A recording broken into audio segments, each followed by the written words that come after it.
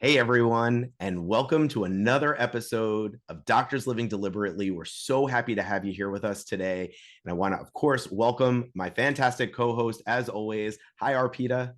Hey, Michael, that's so kind. Awesome to be doing this with you. You know, we always have so much fun.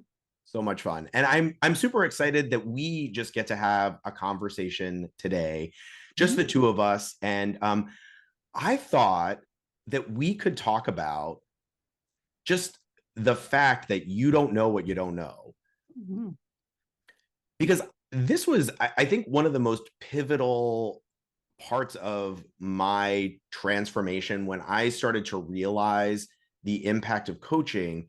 And really, a lot of that just came from the fact that I didn't know all of the things I didn't know. And that's, I mean, it seems so obvious now, because our world is our experiences. And if you haven't taught yourself to think outside of that, um, then there's so much that you're missing. And I know this is something that you really enjoy talking about. Like, what's been your experience with this?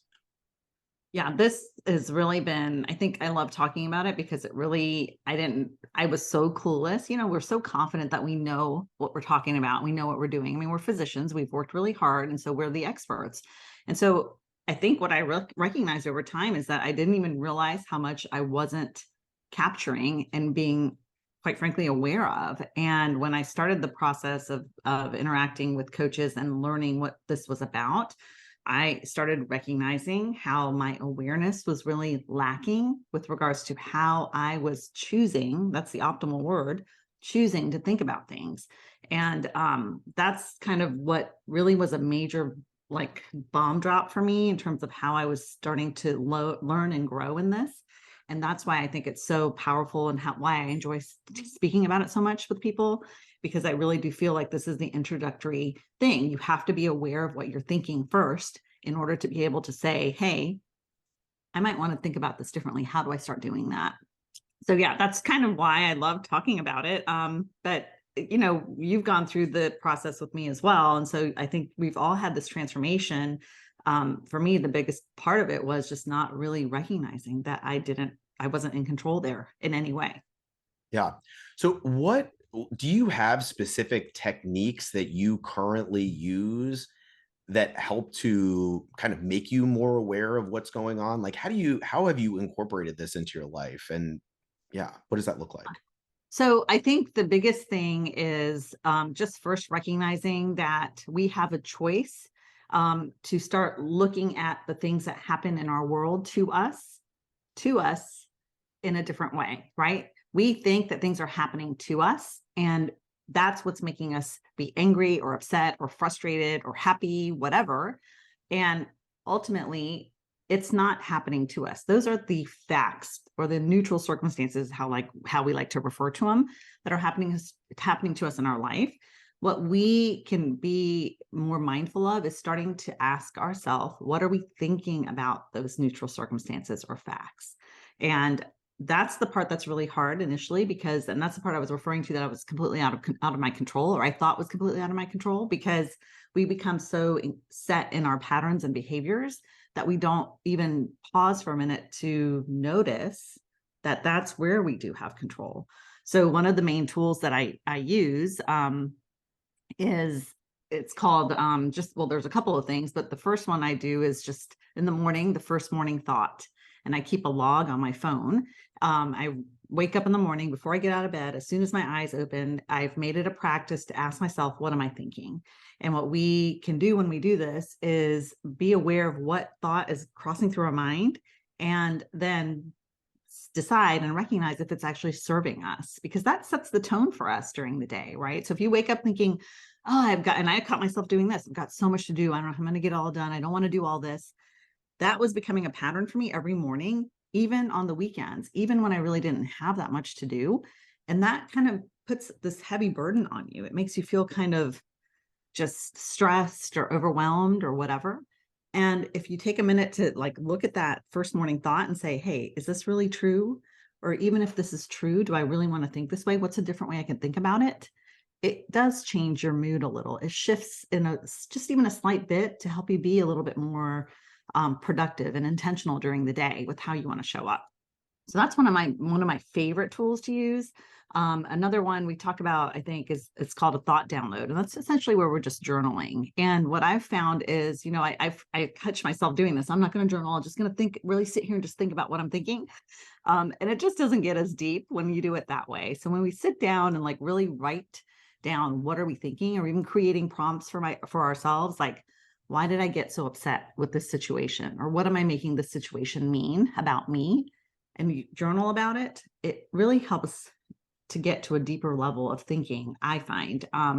So that's one of the other tools that I like to use in terms of actual tools. But I might have gotten a little bit ahead of myself with the whole process of it. But, you know, the other little piece I would say is just asking yourself throughout the day, what am I thinking? Especially when you find yourself kind of in a situation where you might feel activated or angry or, just upset for any reason. Just step back and maybe putting your hand on your chest and breathing in for a minute and asking yourself, what am I thinking right now? You'll kind of discover a lot there. Yeah. And so I think you've brought up an interesting point here, right? So you're talking about awareness of your thinking, but I think before you can even get to awareness of what you're thinking, you have to kind of tune in to awareness of what you're feeling. So what I want to highlight what you were just saying is, so you wake up in the morning feeling overwhelmed, which I think we're talking to professionals here, and it's very common to wake up in the morning and just feel like, oh my gosh, there's so much to do today, and that can leave you just getting out of bed already feeling overwhelmed.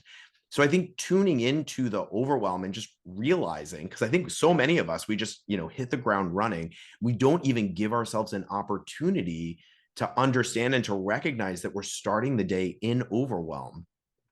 So if you can raise your awareness to know, okay, I'm waking up, I don't feel great this morning, and then starting with the simple question of why, right? And then so you were just saying, okay, so why am I feeling overwhelmed? Oh, well, there's all this stuff that I have to do today, and there's no way I can get it all done. And once you can start to recognize, like, oh, this is why I feel overwhelmed. Okay, so is that even true? There's so much stuff I have to do today that I can't get it all done. Number one, is that even true? Can I not get all of this stuff done today? And if that is true, does it really all need to be done today? Right. And so just taking yourself through the thoughts of like, okay, you can actually start to reason out for yourself, like, okay, like, do I really need to be getting out of bed feeling this way? Like, maybe not. And maybe there's a better way. And so awareness comes in different flavors and different layers. And I think it's just starting to recognize it. And I will be the first to admit, I am not perfect at this, right? Like, this is like, raising your awareness is amazing, but it's really difficult to do all the time. And But that, starting yeah. to practice it, it's just like exercise, right? Like, you're not going to run into the gym and just, all of a sudden be a power lifter, but it all starts with just walking into the gym, right? And so this is all part of the practice. And yeah, so how did you kind of start incorporating these morning routines into your life so that you could start raising your daily awareness?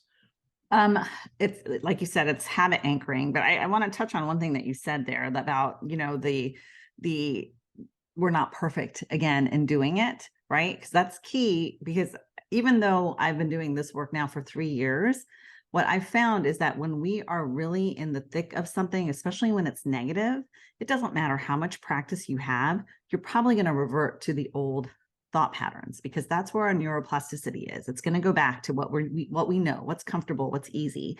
And so that's really important, because if we start beating ourselves up about that I thought I mastered this and now I'm back stuck in my crap, which you and I both know from other conversations I dealt with this week myself, we're just perpetuating our own failure. And so when we can look at those opportunities as actually nuggets of our more further growth and learning, that's where your actual full potential is being met. And so we have to give ourselves grace when we revert back to the old thought patterns that are not serving us, because that's what happens when we are stretched thin. That's what happens when we're upset about something or really stuck in it. And that's the beauty of having a coach or somebody else to talk to about it, because they help you see that perspective. And that's exactly what you helped me do, Michael. Like this week when I was in it, you're moving something from this, consider it moving to that. And it was just like, oh, mind blown.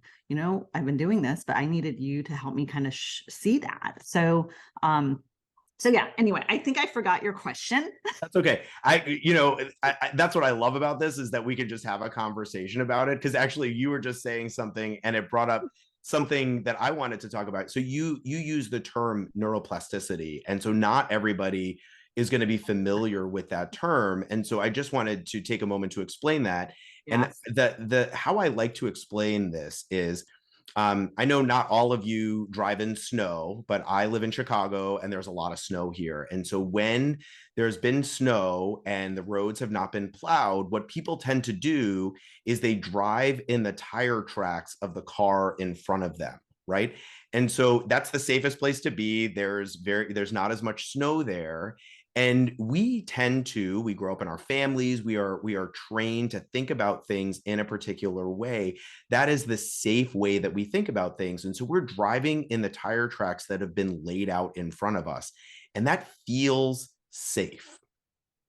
But at some point, you're going to need to get off the highway, and you're going to have to go where there aren't any tire tracks. If you actually want to go where you want to be, right, you're going to have to exit. And that can feel dangerous. It can feel risky. You might skid or slide as you're trying to exit the highway. But if you don't take the risk to kind of veer off the path that you're on, you can't get where you want to go. And so this is the idea of neuroplasticity, which is, you're on this path, you have this trained way of doing things. But if you want a different goal, if you want to do things a little bit differently, you kind of have to lean into the discomfort of veering off that safe path to try something different. And so neuroplasticity allows us to do things differently, but it gets back to this conversation of awareness. We have to be aware of what we want so that we can take the different path. Yeah, that was an awesome analogy. I love it. I love that because it's very, very spot on and true. And that discomfort of shifting is partially having the awareness that I'm thinking this, but if somebody from the outside was looking at the exact same situation, i.e. the fact, would they have a different thought about it or story? So how could somebody else be thinking about it? And is it possible that I could consider that perspective as well? And ultimately, it actually makes me feel a little better. Part of it is also when we want to get build awareness around when we have these thought patterns for all these years, because it's kind of like where we like live in the doom and gloom, and it feels good because it's comfortable and it just feels kind of like, okay. And it's kind of neat to see, because I noticed that I started recognizing, like I talk about the anger a lot, but what I started recognizing that I was almost getting a dopa hit from when I was getting angry.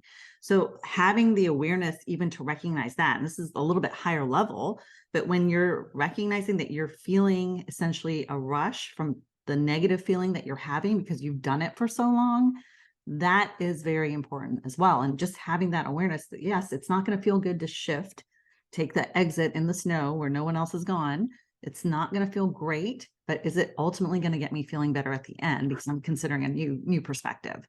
And so that, I think, going back to that awareness, right? We have, as humans, 60 to 80,000 thoughts going through our head each and every day.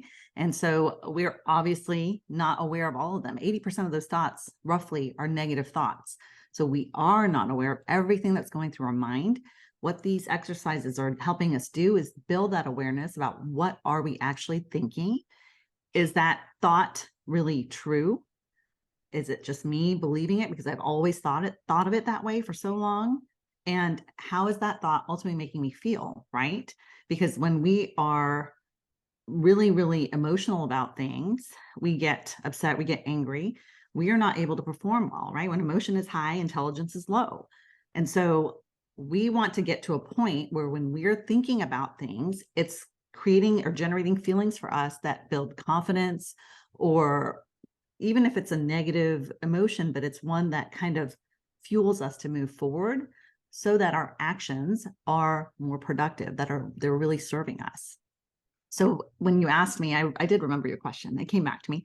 It was, how do you do these things? How do you implement them in the day? And so one of the things I learned at one of these conferences that I've been to recently is just habit anchoring. And so doing things that you're already doing and then stacking something with it. So I brush my teeth at least twice a day. When I'm sitting there at the sink brushing my teeth, there's really nothing else I can do. So how can I be more present in those moments? In the morning, I ask myself, what am I thankful for? Right. Part of this is also reprogramming our brain, because like I said, 80% of our thoughts are negative. So we have to start reprogramming our brain to think of it in a more positive light. So I do a gratitude practice in the morning. What am I thankful for? And most importantly, why? Why am I thankful for it? That's the morning brush. The evening brush when I'm brushing my teeth is what went well today? What were my wins today? Times 3. And I make myself focus. And I've said this before. One day, one of my wins was the dog didn't have diarrhea. So it doesn't have to be huge, right? Diarrhea on my shag carpet. Let me clarify why it was so bad. Okay. But it doesn't have to be a huge win, but it's just helping our brain refocus on the good. We're building the new neural pathway. We're taking that exit in the snow so that we're practicing that. So our patterns are shifting, and that takes time, but it's totally worth it when we get there at the end. Yeah. I think exactly what you're saying in terms of starting to recognize your wins, starting to recognize where things are going well. That is not how the human brain works, right? Our mind is always it looks immediately past the good stuff that's happening to the next potentially bad thing or something that didn't go well. And so that does require intentionality. That does require you to make time to see what did go well for me today. How am I winning? Because if you're not intentional about it, all you're going to see is the doom and gloom, and that is just going to perpetuate kind of the negative thinking that you have. And so yeah, it's absolutely, it's so important. And And then go ahead. I think part of it is also just not, again, beating yourself up for that pattern, because this is our body, our evolution of what was put in place to keep us safe, to survival of the fittest, right? So our brains are constantly seeking danger, things that are going to hurt us, things that are going to kill us. And even though that was from the caveman days with the saber-toothed tigers and the like getting separated from your pack, we still have that ingrained in us, in our brains. And so even though the threats are totally different, the reaction, or that reaction to the threat, is the same as if we're going to die. And so now we have to kind of recognize, hey, this isn't really that big of a threat, and I need to maybe step back and take a minute to really assess what are different ways to think about this obstacle or this problem that I have at hand, and which one am I going to take on because it feels a little better. And that's another little bomb I'm going to drop, and we can talk about this later. But one of the biggest aha moments I had when I started getting coached myself was that our thoughts create our feelings, right? We think that the husband didn't help take out the trash and he's made me mad, or, my freaking building is costing a crap ton of that I didn't expect, and that's what's pissing me off about it. It's not that, it's what we're thinking about it, right? So ultimately, my thought when the dog's poop was sitting in the yard and the husband didn't pick it up is, he doesn't care. He doesn't want to help me out. He's too busy to help me with the building. What are we going to do now? How are we going to pay for everything? So how do you want to think about this? We step back and say, you know what? It's not that. He's actually doing so much other stuff. And that's why he's not working on this, but he loves me. And we've got other resources. We're going to figure it out. We always make everything happen. So how you choose to think about that, the things in your life, ultimately drives how you feel. And that drives how you react, how you respond, and what you create. So I just wanted to add that little bullet in there, because I think that's one of the major foundational points as well, that we really were never taught in med school. Nobody ever taught us that, right? 100%. Yeah. And so I want to offer to our audience, I think one of the tools that really shifted everything for me was the thought download that you mentioned earlier. Some people call it a brain dump. And this, I think, it's so simple, And it can make you so much more aware of what's going on. And so just very simple instructions for this. Sitting down, I'm a pen and paper kind of guy, so I like pen and paper. Some people, you can just do this on a notes app on your phone, and literally nothing else, no distractions, writing down every single thing that is in your mind. Okay. That can be, I got to go to the grocery store. I have to remember to sign my kids up for the extracurricular activity. I have so many patients to see today. There's so many procedures. I'm never going to get it all done. I have to get all my tax stuff together, all the things. And when you think you're done, don't stop. Give yourself another minute or two to really empty out all the things, because that in that last 1 to 2 minute, that's the real stuff. That's the gold, right? It's not putting your tax papers together that's stressing you out. There's other stuff going on there. And just the process of writing this stuff down and visualizing it, seeing it written, for me, again, on with pen and paper, it is a game changer in terms of awareness. You're like, wow, I did not know all of that stuff was going on. And that is kind of the first step in awareness, in getting you to the next step of figuring out, like, questioning it, and then ultimately, if you want to, changing it. And I'll add to that, one of the powerful pieces of just doing your thought download or the brain dump or whatever is to go back and maybe underline with a red pen the facts, the things that are provable in a court of law. If you asked 100 people if this is what happened, that's what gets underlined. And then when you go back and read it, see how many things that you have listed that are actual facts versus your stories about them, i.e. your thoughts. And that's where the oh my gosh moment is because you recognize that ultimately all your stories are what are creating your and feelings and results for yourself. I want to just kind of, if I can for a moment, just pause and just refocus. We've got the first morning thought log. We've got the thought dumps. What if people don't even want to start with this? Is like crazy. I don't have time for this. So how am I going to remember to do that in the morning? I just want you to start with one simple thing throughout the day. When you feel your shoulder up to your ear, when you feel, the tension in your head, when you're feeling any sort of angst or not feeling good, ask yourself, what am I thinking? That's it. If you start with that, it will be so eye-opening to see what's actually going through your head, because that is what's causing you to have those physical responses as well in your body. And sometimes you don't even know that. You just recognize that maybe you're having heart palpitations or something in your body is all that you're aware of. What is going on? Same thing. Sit back, take a breath. What am I thinking? That's the beginning step of building your awareness around what's going through your mind, or even building awareness of what's going on in my body right now. That's the very first step. So if you can just implement that first during the day, a couple of times, you're going to start seeing a difference in terms of your building your own awareness. Game changer for sure. Yes. This is so good. I'm so glad we had a chance to talk about this. And yeah, any final words on this? You can do it. You can change. I mean, it's so hard to believe. And the last piece is, again, I kind of mentioned it, is that when you're in the thick of it, it is so baffling to me that you can't see it yourself, even despite having done all this work. And that's where having somebody to kind of guide you through it and consider and give you those other perspectives is so helpful, because when you're in your shit, is how I say it, you can't see your shit. You can only see the windows clogged, and somebody else has to go and wipe it all away, in a sense, so that you can see through and consider other things.